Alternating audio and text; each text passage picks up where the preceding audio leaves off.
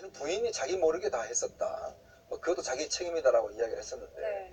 근데 전반적으로 보면 사과의 메시지는 하나도 없었습니다. 네. 그러면서 이제 본인의 그동안의 이 대변인으로서의 또 이 책임을 어떤 면에서 보면 이제 부인 때문에 비롯됐다라는 것으로 했어요. 네. 그런 거 뭐 저는 뭐 일단 뭐 사퇴를 했기 때문에 참 이게 따진다는 것 자체가 좀 예. 미안한 생각도 듭니다만은, 그러나 청와대 대변인으로서 오늘 이제 사퇴를 한 것인데, 네. 1차적으로 이제 그 국민들에 대한 좀 미안함들이 없다는 거, 또 하나는 이게 너무 문제를 사실은 이게 아내한테 지금 돌린 거 아니겠습니까? 네. 그러니까 본인은 몰랐다고 이야기를 하는데, 근데 본인이 해명하기로는 사실 노모를 모시기 위해서 본인이 했다라고 지금 그 전에는 이야기를 했거든요. 예. 근데 오늘 보면 이제 그 솔직하게 이야기하겠다고 하면서 아내가 자기 모르게 다 했다고 한 것인데, 자 그러면 이건 어떤 면에서 보면 참 아내한테는 굉장히 좀 아픈 이야기를 한 겁니다. 네. 사실은 어떤 면에서 보면 이 문제가 터졌으면 본인이 안고 가야 될 텐데, 솔직히 좀 제가 개인적으로는 이 문제를 아내를 이 결혼함으로 해서 네. 그 아내의 심정이 어떨까라는 그런 지점도 좀 솔직히 아쉬운 생각이 듭니다. 네. 어제 적극적으로 해명을 했던 걸 생각을 해보면 처음에 조금 버텨보려는 생각이 있지 않았겠느냐 말씀을 하셨는데, 사퇴 결정은 어제는 좀 빨리 나온 것 같습니다. 어떤 부분을 네, 역시 작용했을까요? 국민 여론이 굉장히 좋지 않다 이런 판단한 것 같아요. 특히 지금 현실적으로 수도권 같은 경우에 무주택자가 50%나 되는 이런 상황에서 25억 7천만 원짜리 거액의 건물을 매입한 것에 대해서 국민 정서가 매우 좋지 않게 반응하고 있다는 그런 제 판단이고요. 네. 어쨌든 간에 지금 당장 4.3 선거를 치러야 되지 않습니까? 근데 여기에도 이게 굉장히 좋지 않은 영향을 미칠 수 있다. 네. 이렇게 판단한 것 같고요. 지금 4.3 선거에서 굉장히 부정적인 선거가 나올 경우에는 내년 총선까지 위태로울 수 있다.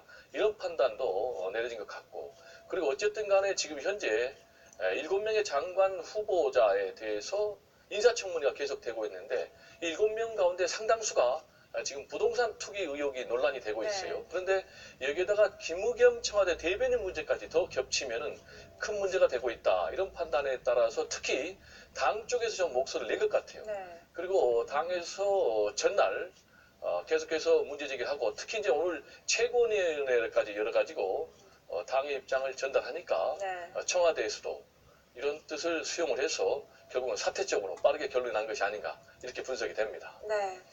오늘 청와대에서 문재인 대통령과 마지막으로 오찬을 같이 했다고 합니다. 어떤 이야기 주고받았다고 전해지나요?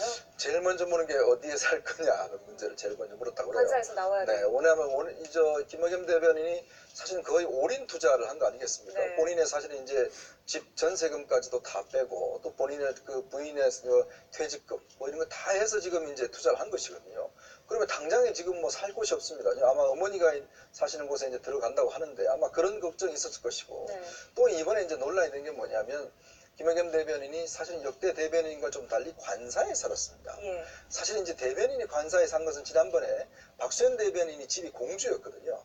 그래서 어쩔 수 없이 사실은 이제 그 청와대 옆에 보면 조그마한 연립이 있습니다. 예. 거기 주로 이제 경호원들이 주로 사는 곳인데 거기를 살았어요. 근데 문제는 거기 살게 되면 자신이 원래 한 4억 5천만 원 전세를 둔 것이 있는데 그 돈을 빼서 이제 이번에 이 투자에 이제 쓴 겁니다. 네. 이제 그럴 경우에는 이게 이제 어떤 면에서 국가 예산을 사실 자신의 투자를 위해서 쓴 거가 아니겠습니까? 네. 이제 그런 문제 때문에 사실 이게 과연 관사에 머무는 것이 올바르냐 그런 논란이 있었는데, 어쨌거나 문재인 대통령 입장에서 보면 그동안 그래도 호흡이 잘 맞고 또 자신의 어떤 생각을 잘 반영해준 대면이었는데, 네. 이런 사태로 해서 갑작스럽게 되면서 투기지. 상당히 아쉬워했고, 또 이제 어디 공백을 어떻게 또 메꿀 것인지 부동산 그것도 아마 투기 상당히 아니냐. 걱정인 겁니다. 예. 너. 이 사퇴 메시지 마지막에 이제 자신 스스로를 까칠한 대변인 이렇게 자칭을 한 게 눈에 띕니다. 14개월 동안 대통령의 입으로 언론과 국민 앞에 거의 매일같이 섰는데 어떤 대변인으로 평가를 받나요? 자기가 밝힌 대로 까칠한 대변인으로 평가를 받고 있죠. 왜냐하면 이제 특히 기자들하고도 굉장히 설전, 논쟁 이런 것을 많이 했어요. 근데 네. 이제 보통 대변인 하면은 기자들하고 굉장히 친하게 좋습니다. 예. 왜냐하면은 그 좋은 인간관계를 통해서 결국 신문 지면이나 방송 이렇게 언론에 반영이 되거든요. 그래서 이제 대체적으로 좀 좋은 관계를